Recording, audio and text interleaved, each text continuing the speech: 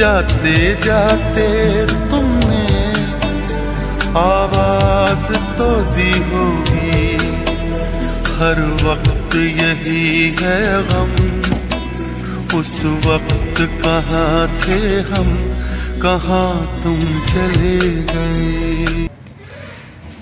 राम सत्य सत्य बोलो मुक्ति है, राम राम सत्य है, सत्य बोलो मुक्ति है, राम राम सत्य है, सत्य बोलो मुक्ति है, राम राम सत्य है, सत्य बोलो मुक्ति है, राम राम सत्य है, सत्य बोलो मुक्ति है, राम राम सत्य है, सत्य बोलो मुक्ति है, राम राम। हाँ कपड़ा से रखिए। 5 बार माटी दीजिए, 5 बार माटी दीजिए दाना से। इन्हीं के पटल है। हाँ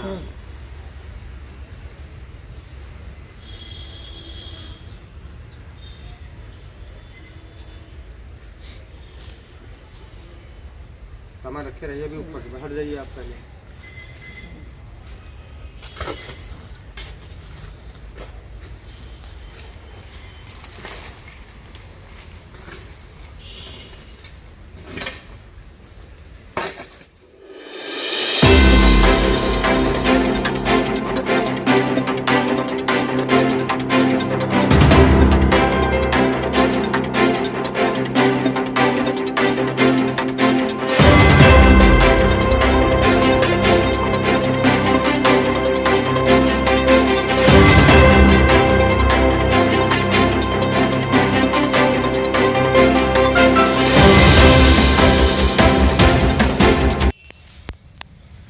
अपना परिचय दीजिए।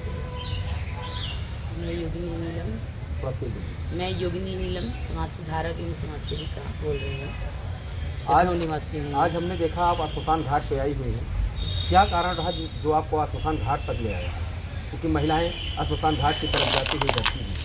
नहीं, मैं तो नहीं डरती हूँ, क्योंकि मैं तो स्वयं शमशान में जो है 12 से 3 काल भैरव को जो है पूजती हूँ कुलाला शमशान घाट में। और मेरे कई पेट्स हैं मेरे पास, इसमें से पेयर में हैं सारे। जैसे ये मेरा जो कबूतर है, इसकी डेथ हुई है। अभी इसकी जो है वाइफ कबूतरी जो थी, उसने 5-6 दिन पहले ही 4 अंडे दिए हैं। और इससे पहले हमारे डॉगी ओरियो का जो है वो पिछले साल जो है ठंड में डेथ हो गई थी, तो मैंने उसको बचाने की कोशिश की थी। उसको पार्वो पॉजिटिव हो गया था, 7 दिन उसको ग्लूकोज चढ़ा था। फिर उसके बाद 7 दिन जो है उसको वेंटिलेटर पे भी मैंने रखा था अपना ओरियो को, डॉग को, लेकिन मैं उसको बचा नहीं पाई। 50-60 हज़ार रुपये मैंने उसके ऊपर खर्च कर दिया था। अच्छा, एक चीज़ जानना चाहते हैं, जहाँ एक तरफ आज अपने माँ बाप से लोग करते जा रहे हैं, वृद्धाश्रम तमाम खुलते जा रहे हैं, वहीं दूसरी तरफ आप गरीबों के लिए काम कर रही हैं, पंछियों के लिए काम कर रही हैं, जानवरों के लिए काम कर रही हैं। ऐसी सोच कहाँ से उत्पन्न होती है? जी, मैं इस संसार में जो है पली बढ़ी हूँ और मैंने पढ़ाई लिखाई की है। आप अपने जो नर्सरी से लेके अगर आप 8th तक भी पढ़े हैं, तो नर्सरी से लेके 8th तक की किताबों में भी इतना लिखा हुआ है कि आप मानव जीव सबके प्रति प्रेम भावना रखें, समर्पित रहें। इसमें इस ज्ञान को प्राप्त करने के लिए कोई MA BEd की ज़रूरत नहीं है आपको।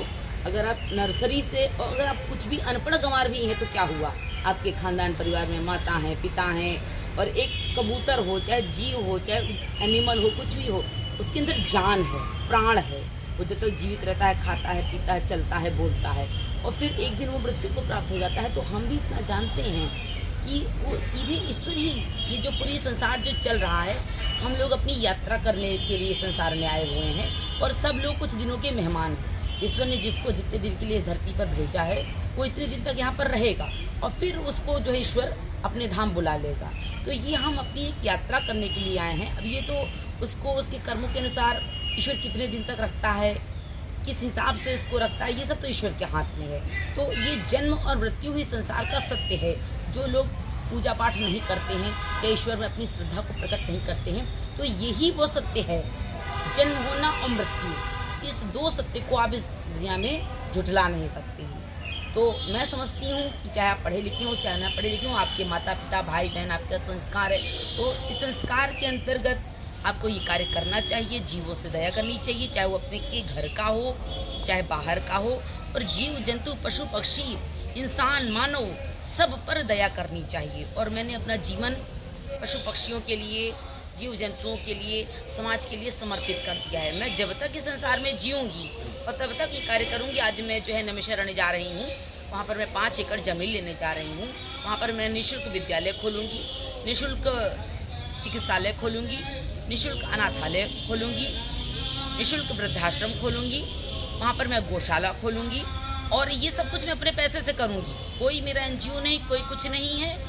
और उसके बाद मैं वहीं पे एक काल भैरव मंदिर भी बनाऊँगी और साथ ही में जो है एक छोटा सा ऐसा एरिया भी बनाऊँगी कि ताकि जिसको मैं सड़क पे देखूँ, जिसका कोई नहीं है, जिसके आगे पीछे चाहे वो इंसान हो चाहे जानवर हो, कोई भी नहीं है, वो अगर मुझे सूचना मिलती है या मैं उसको देखती हूँ तो मैं स्वयं अंतिम संस्कार करके उसको ईश्वर के लोग भेजूंगी। क्योंकि हम लोग जिस धरती पे आए हैं ईश्वर ने ही भेजा है और ईश्वर ये कहता है कि धन दौलत यहीं रह जानी है, कुछ नहीं जाना है। खाली हाथ हम पैदा हुए थे अपनी माँ के गर्भ से और खाली हाथ ही जाएंगे। यही संसार का सत्य है और मैं इस संसार की जो सत्य है उससे मैं परिचित हूँ।